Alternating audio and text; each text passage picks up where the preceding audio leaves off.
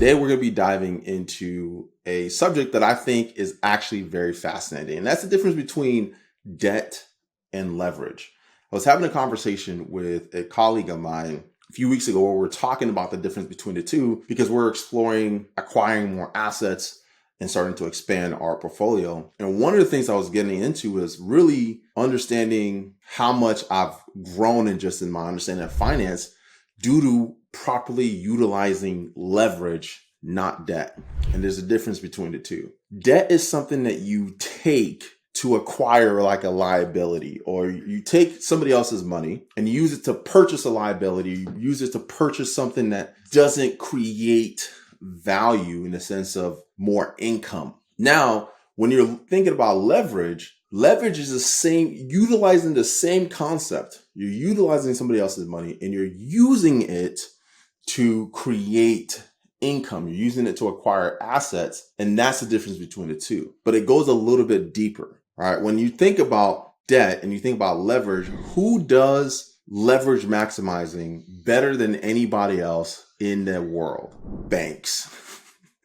If you study how banks make money off the deposits of their customers, it's fascinating. You think, how is a bank making that much money off my deposits? What if I only deposit $1,000? How are they really making money off my deposits? How are they able to pay me 3% interest on a savings account? Here's how they do it. They take leverage to the max. And the only reason why they're able to truly do this is simply because they're entities and there's insurance policies and there's ways for them to get bailed out if they make a mistake. The way that leverage works, especially when a bank is utilizing your deposits, is they need to just have a fractional reserve. All right. And they're able to loan out your money up to 10 different times. All right. So they take the same $1,000 and they're able to loan it out as if it's $10,000. All right. They're able to take $10,000 worth of leverage against that $1,000. And here's the difference between the debt and the leverage. Every single return that they get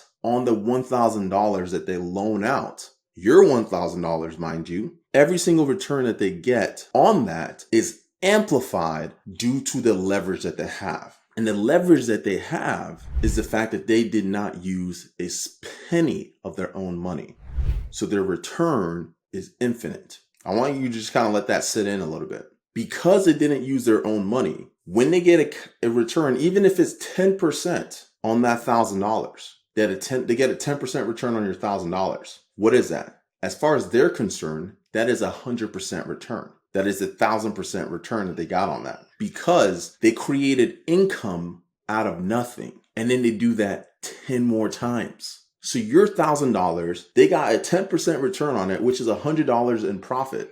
They're 100% profitable on the first transaction. And then they do that 10 times. That's 1,000%. It's incredible. That is the power of leverage, is your ability to amplify the returns that you get utilizing debt. So the way that I started to really understand this and start to wrap my mind around this was when I was taking cash flow from the blockchain and using it to acquire real estate. Now, the fascinating thing about it is when I acquired my first property, I was told you need to put minimum 20% down, but you don't have to. That's what conventional wisdom tells you. Put 20% down. I wanted to take and maximize the leverage that I was going to have on that purchase. So I wanted to put as little money down as possible. I was able to work it out to where I was put down like 3 or 4% because we're going to be living in the property. So it's a primary owner occupied strategy. So I ended up putting like 5% down or something stupid like that. All right, 5% down. Now I have a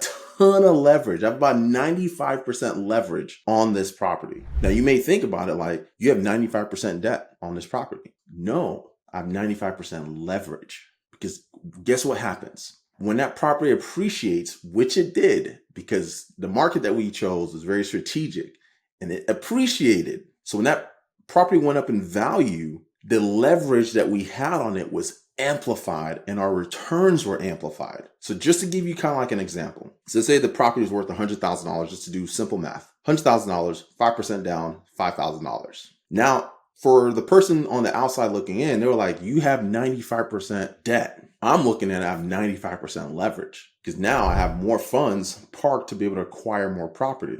But I also understand that the money to pay the mortgage, it's there. Like I could pay that down as quickly or as slowly as I want. Here's your general rule of thumb. Any interest that you have that's less than inflation, take your sweet time paying it off. That's my rule of thumb. Any interest that's less than inflation, take your sweet time paying it off. So at 5% in, 95% leverage. So when this property went up from $100,000 to worth $200,000, right? If I had 20% down in that property, right, the returns on that wouldn't have been as drastic as the fact that I had 5% down on that property. I have a ton of leverage, right? So think of it kind of like that seesaw where, you know, on the playgrounds when there's two kids on either side of the seesaw, right?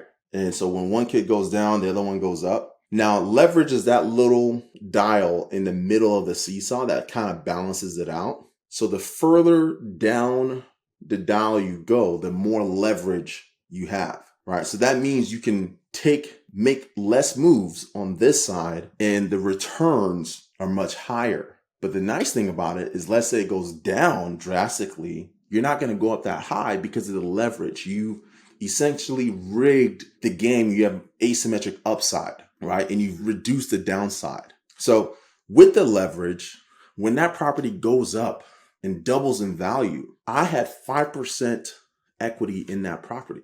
When it doubles in value, now I go from having 5% equity to having 55% equity in the property, right? Because I still owe the money to the bank on the asset, on the value of that asset when I acquired it. But as soon as it doubles in value, now all of a sudden I went from having 5% equity to 55% equity, right? So you can see the impact of the leverage that was taken out. And the thing about the difference between leverage and debt is that debt doesn't give you the possibility to have that. When you take out a student loan, for example, right, that's debt. You're using it to get education, and your opportunity to earn money on your education, it has to be the education that you're getting. You need to be coming out on your entry level job, making way more than than the debt that you took out. So you don't have any leverage there. It's a liability. In the same way, like when you buy a car and that car doesn't create income for you,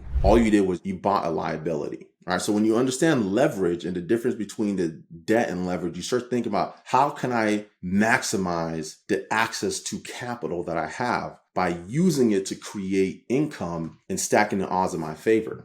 So with this property example, not only did we acquire this property with 5% down, it doubled in value. Now we just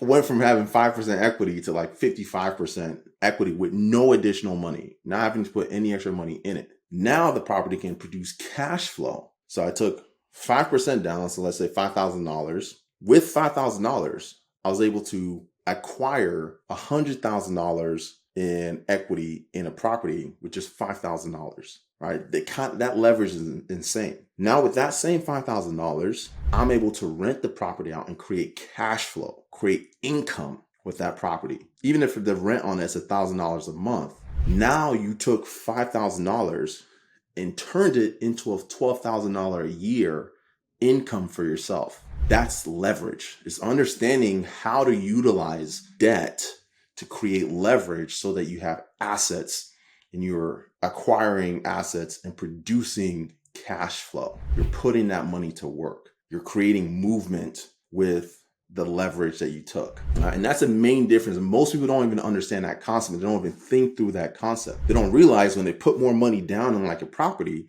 they're actually reducing the amount that their cash on cash return, because now they need a greater set of return to recoup their initial investment, but are also reducing the amplification that the debt comes with.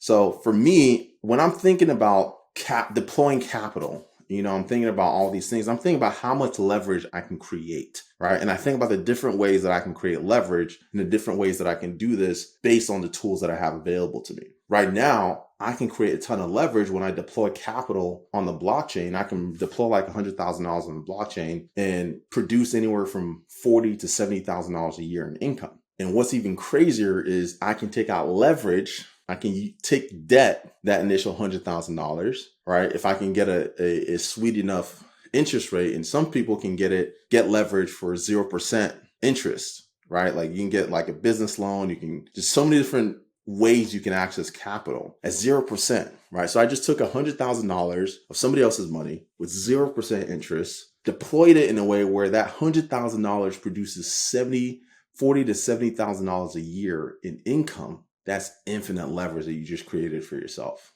right? And these opportunities are there, just that most people, when they take out a loan or where they get access to a line of credit, they use that money to buy material things, trying to impress people that don't care about their lives. And now they're incurring debt. They have to pay that money back out of their own pocket. When you have leverage is when the asset that you purchase with that is paying itself down without any additional money out of your own pocket. That's what's the beautiful thing about understanding leverage and how to truly utilize it. So for me, when I'm deploying capital, I'm thinking about how do I create how do I maximize leverage without being reckless, right? What are the different ways that I can truly maximize the leverage on this opportunity or on the things that I'm analyzing and looking at deploying capital to? So for you, I hope that just helps you think creatively about the opportunities that you're looking at. And I hope that helps you think differently about the debt that you may take, right? There's nothing wrong with taking debt if you're using it to create leverage and produce